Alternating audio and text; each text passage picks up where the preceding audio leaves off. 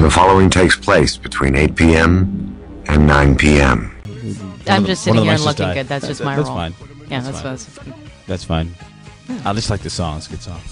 Okay, we're going back to the show right now. 416-785-0680 if you want to call and talk to us. If not, I don't like you.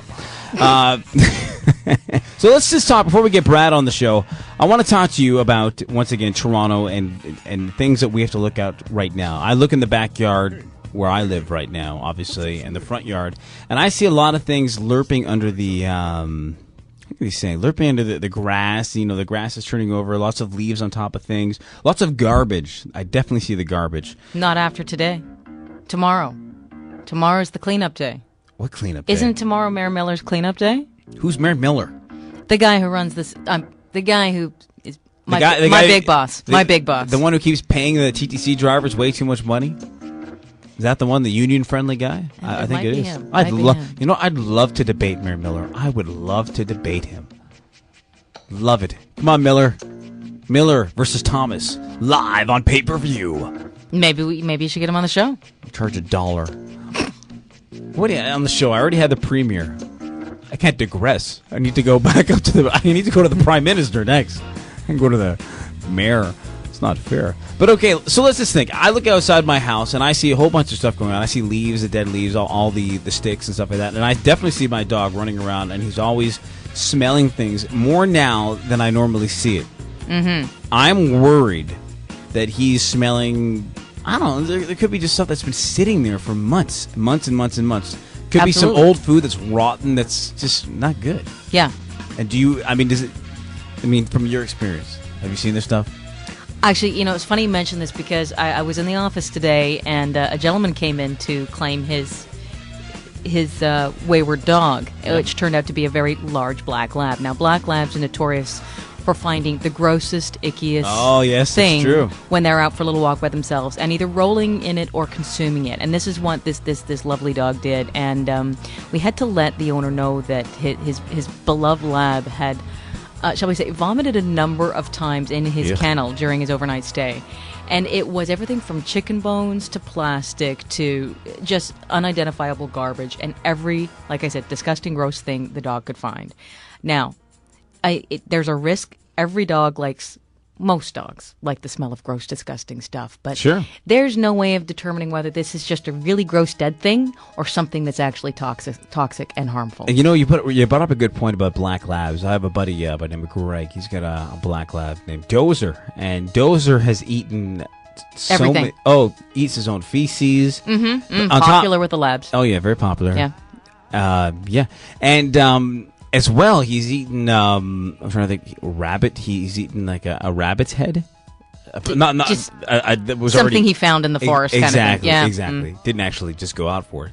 But he just chases and goes after crazy things and eats horrible things. And we were having this conversation, and Greg, kind of shrugged a little bit and says, you know what, all the things that my dog ingests, I don't think he's going to live out his full natural life.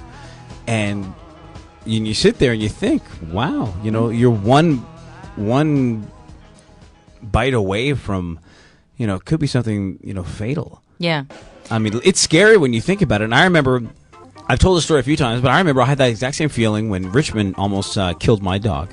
Brought a big chocolate cake over and left it outside, and as Richmond waves. And before Richmond ate the cake, Deborah went at the cake, and yeah, no. But and the dog Romeo ate the whole cake. We're talking about the big rich ones. Oh yeah. I mean, no, this was serious chocolate. It was like an $80,000 cake. Wow. Yes. Yeah. It was imported directly from Cakeland. From Cake. Homer Simpson. When he goes to Chocolate Land. Yeah. Yep. I'm familiar with the geography. Yes. So I mean, it's in Spain somewhere, but. Romeo, you think about those types of things. Your cat or your dog could have eaten that one thing, and that could be it. Uh-huh. And that's a scary thought, and especially outside right now when I see Toronto. I see it. Toronto, if you ask me right now, the garbage in certain areas. The city is just disgusting. Yeah. And I would be scared to let my dog off the leash or even walk him on the leash in certain parts of this city. Mm-hmm. The part where I am right now, I'm scared. I think I am scared in certain parts, like Dufferin and Eglinton. These certain parts, you're walking around, just the trash that people leave on the streets. It can be very harmful. And to the animals. nature of the trash. You know, sometimes it's just not refuse. There's some pretty nasty stuff in certain parts of the city that you can find, you know, disposed of syringes and other unmentionable kind of things. But, you know, the thing is to always be vigilant. You know, it doesn't matter if you've got a dog or a little kid. You know, dogs and kids love to pick up stuff, put it in their mouth, see what it's all about. You've got to keep on top of it. I mean, we've had the dogs out in the, was it Durham region, came across some, what were they, hash muffins? Oh, I left those out there. I'm sorry. Oh, yeah. I said, as soon as I heard about that, I'm like, Aaron. I know. No. But, you know, some kid obviously left these there. Those dogs were covered. But then we had out in Mississauga?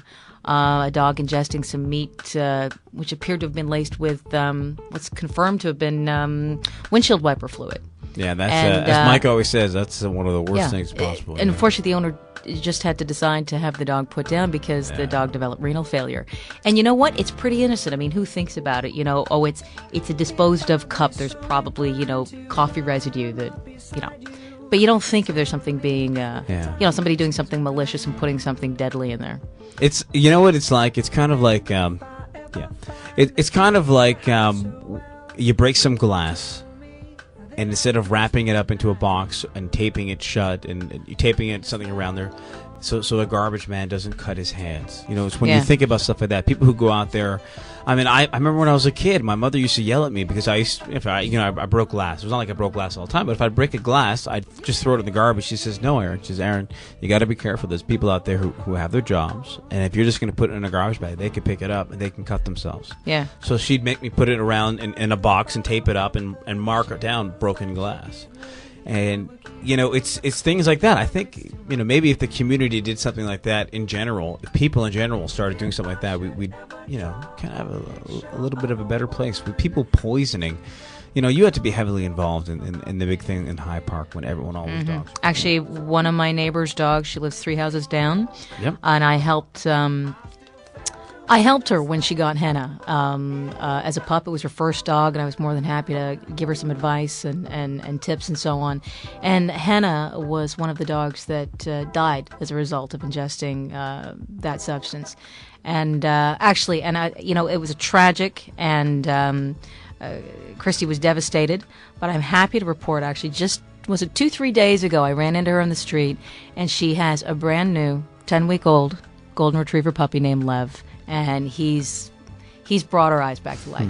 You know, that's good. She's the love of his life. So she didn't give up. She, you know, took some time, but a little bit of a happy ending there. But no, that was devastating to see, to know that Henna had died needlessly because of someone's callous act. That was just a cowardly act. And they they never found the person. And I'm sure there's a lot of things that people would do if they ever found somebody like that.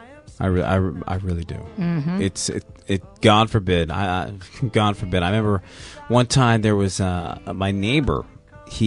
There were some, I guess, rats in the area, so he put rat poison outside. Right, where everybody could get to it. Yeah, and I even said this to him. I said, "Are you a doorknob?" I said, "It's illegal. You're not allowed to do that." I said, "You have to have an actual exterminator come in. They have to market an area because you can not only kill rats, you can kill squirrels, you could kill any other creatures out there. And there's city bylaws for that. You can't do that." No. And I found my dog outside in my yard, in my property, with rat poison in his mouth, and I grabbed it away. And you know, when something like that happens, it's a horrible feeling. We have your buddy, your best friend, on the line right now. So you know what? I'm gonna give you the honors. Lynn, is it you? I'm going to give you the honors of introducing Brad on the air because Animal House Radio obviously wants to welcome Brad. Okay. You're going to have the honors right now of introducing him on the air right now and all of his accreditations and what he does. Okay. So, Brad, can you hear me? Yeah, I can hear you guys. How are you doing? I'm doing fantastic. We just finished up a Six Legs class downtown Toronto. Excellent. Well, listen, Brad, I'm just going to say that... you didn't introduce him. I'm just about to. Give me a second here. This is Brad Pattison from the hit Fame show, At the End of My Leash. You can see it on A&E and I believe on Slice as well. He's a trainer, behaviorist, guy extraordinaire in the animal world, and he is... we're honored to have him here. We are honored. We were checking, Brad, we were looking at pictures of you online before, and our staff was all wondering if you're available. No? Oh, yeah, I think he is.